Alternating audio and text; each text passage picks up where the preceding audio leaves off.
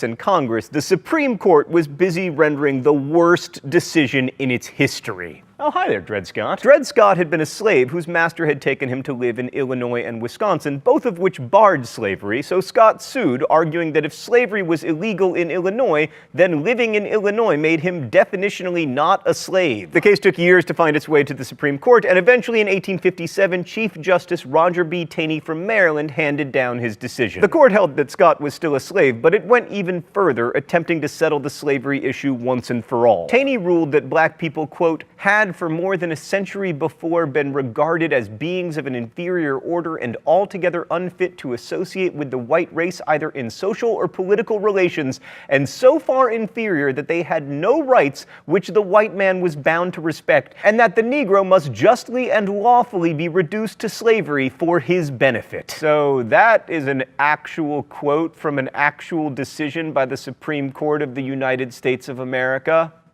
Wow.